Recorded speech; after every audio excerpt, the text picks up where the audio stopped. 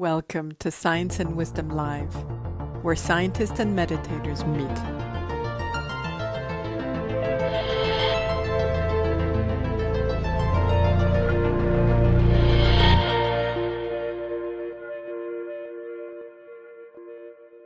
One of the quick first impacts, Ben Thompson, Eleanor Roshan, and Francisco Varela put out a book on the embodied mind. I think it's a big book in cognitive science. Probably folks here are familiar with it, but it was really calling into the brain sciences the idea that we could not look at the brain as just as something individual, independent, separate from the body, but rather our view of brain needed to be that the brain is embodied. It is located in our physical system and not separate from it. The brain is also, that the mind is also inactive. Cognition is by nature about the actions in the world. We are beings trying to navigate a world.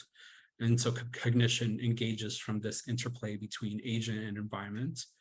And also the mind is extended and embedded in the world. Not only are we a part of the world, there are no seams between body and the world around us and the other bodies around us. But other bodies around us actually form a part of our brain. Together we hold memories. Our laptop holds our notes, our videos, all things that are part of our extended mind. And so this kind of very naturally, as you encounter the meditation tradition, and here we are, the mind is in the body, practice is embodied. And so it seems like it was one very quick fruit that came out of this work. Second, out of this work came a methodological discussion. There was a quick and important recognition that the Buddhist body of knowledge about the mind, Buddhist philosophy, Buddhist mind training, drew on a method of investigating the mind through direct observation of experience. This was kind of as opposed to the scientific third-person method where scientists like to believe you can be detached from your object of study and measure it from the outside. This was directly saying, we study the mind here, inside the mind, and we look at experience from the mind first, from experience first. So this was an interesting contrast, and it began to right away challenge the brain sciences. Not only did it suggest a potential additional method for studying the mind, but it argued that this first-person perspective was necessary to form a complete understanding of mind, that there are elements of mind, of lived experience, that are only experiential. They can therefore only be accessed through experience and then shared, reported on, and perhaps through that first-person access, we could start to build a first-person science that could dance and collaborate with our third-person measurements and knowledge. At the same time, not only did this possibility of a first-person method, not only was it recognized and then seen as a potential adjunct to science, but it also involved the important reflection that science is not a third-person method. It is always mediated by the scientist's experience.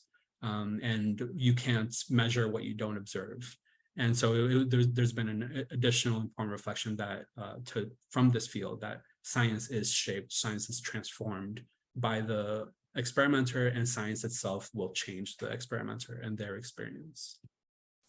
And so this was an exciting kind of one of these second pivots that I think show how this dialogue began to change the brain sciences.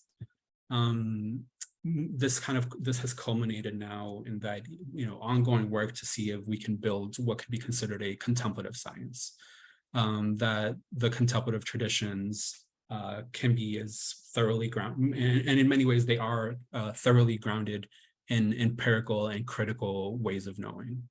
And so this is kind of an ongoing work, and I think we're still kind of seeing how the examples that come forward of this.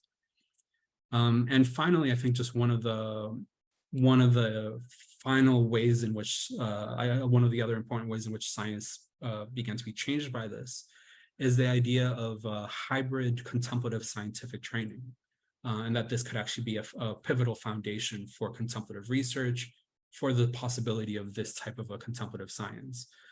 This is the idea that we actually need to start building a community of research and researchers that are themselves trained in contemplative methods and the traditional third-person methods of the Academy of the Sciences.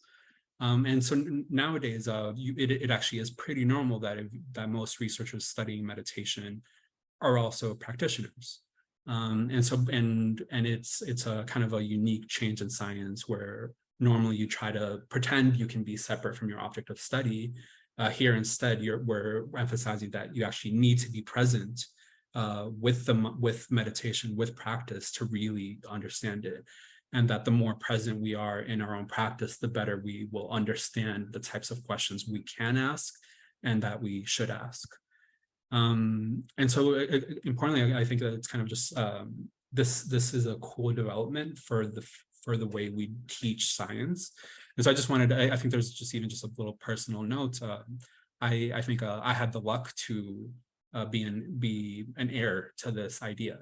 I think when I started my undergraduate program, these ideas were far along enough that I was actually, as an undergraduate, able to engage at Brown University in the contemplative studies program as my undergraduate study. And so I studied contemplative studies in parallel with cognitive neuroscience. And this meant that, yeah, from the start of, since I was 18 and starting to study, we had classes that involved meditation labs, where you study, we had our normal seminar where we talk about the research that let's say we're studying loving kindness and how loving kindness impacts, clinical health that week.